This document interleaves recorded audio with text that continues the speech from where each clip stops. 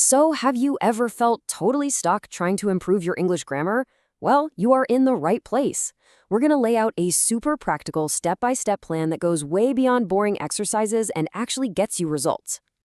Let's be real for a second.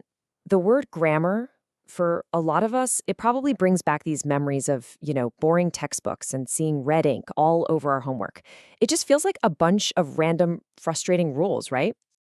Okay, but what if we just flip that idea on its head? Because grammar isn't just some dusty old rule book. It's the tool we use to communicate. I mean, every single time you put two words together, that's grammar in action. You're using it right now to understand me. It's literally the blueprint of how we communicate.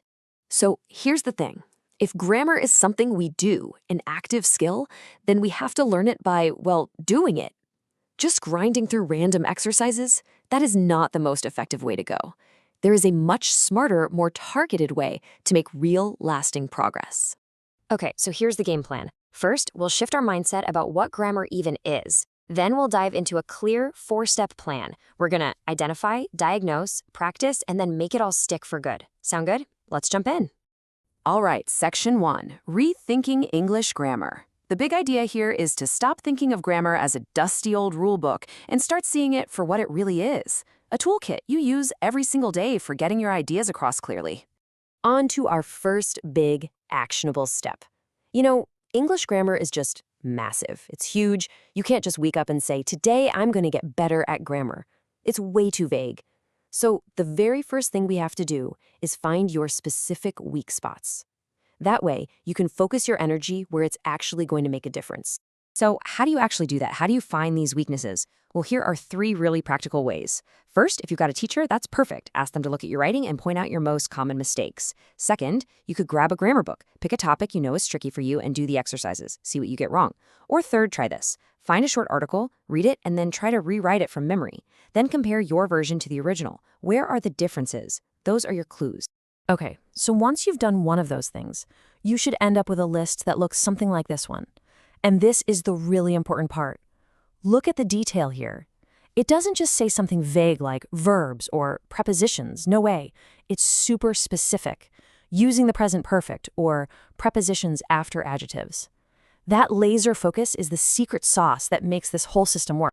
All right, so you've got your list of weaknesses. Awesome. Now what? The next step is to play detective and figure out why you're making these particular mistakes.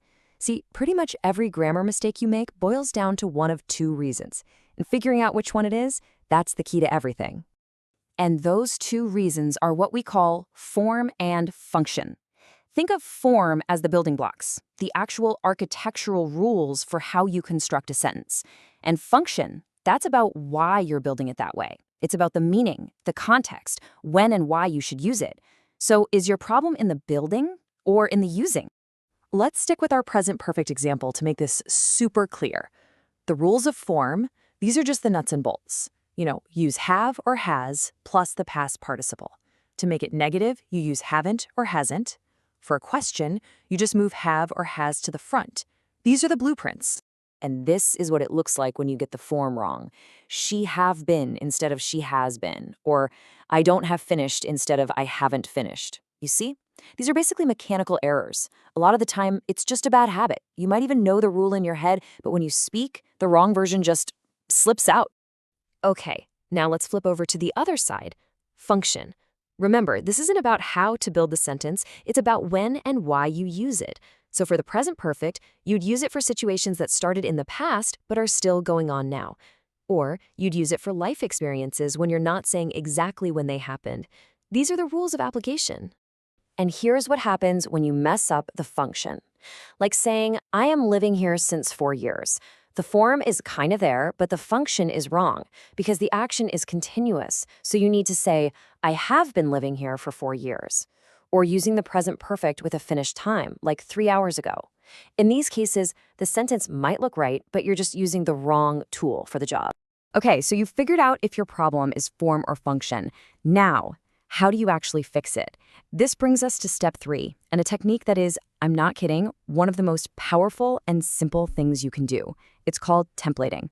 The idea behind templating is actually really simple. You take a piece of a sentence that uses the grammar you're working on, and then you just finish it in a bunch of different ways. But here's the magic trick. You have to make the sentences about you. They have to be personal and true. And this isn't just some cute little trick. Our brains are literally wired to remember things better when they're connected to our own lives and our own emotions. So let's go back to our present perfect example. Here's a template we can use. I have never, see how that little phrase just forces you to use the correct structure? I have never, plus, well, whatever comes next. It sets you up for success. So you might finish it with something like, I have never eaten snake. Now, that sentence is 1,000 times more memorable than some random example from a textbook because it's real and it's about you. And that's what we want. We want to move this grammar rule from just an idea in your head to a real tool you can actually use without even thinking about it. Okay, your turn. No, seriously, try it right now. You can even pause for a second. Come up with 1 or 2 sentences using that template. What have you never done? Maybe I have never climbed a mountain, or I have never seen the movie Titanic. Doing this right now is how you start building those new correct pathways in your brain. Okay, so you've identified your weaknesses, you've diagnosed the problem, and you've practiced with personal templates. The last piece of the puzzle is making sure all that hard work doesn't just disappear. And for that, we're going to use a fantastic tool, flashcard apps that use something called spaced repetition. It's a game changer for locking things into your long-term memory. And here's the best part. You're going to make the flashcards using the personal sentences you just created. The first type of flashcard is a gapped sentence. You just take one of your sentences, create a blank, and challenge yourself to fill it in. So on the front, it might say, my sister has blank blank in Milan for 3 years. And on the back, been living. Easy. The second type of flashcard is even more powerful because it's super targeted. This time, you take a mistake that you make all the time and put the incorrect sentence on the front of the card. The question is just, correct the mistake. And on the back, you have the right answer. This is like doing reps at the gym for your brain, training it to spot and fix your own mistakes automatically. And there you have it. Let's recap the whole plan. First, identify your top 5 or so specific weaknesses. Then, for each one, diagnose. Is it a form problem or a function problem? Step 3, you're going to practice with personal templates that are true for you. And finally, step 4, make it all stick using those 2 types of flashcards. This whole system really puts you in the driver's seat of your own learning. It's focused, it's efficient, and it's actually based on how our brains learn. So really, the only question left is, what's the first thing on your list? What's the first grammar point you're going to tackle with this method? Go on, pick one, and get started today.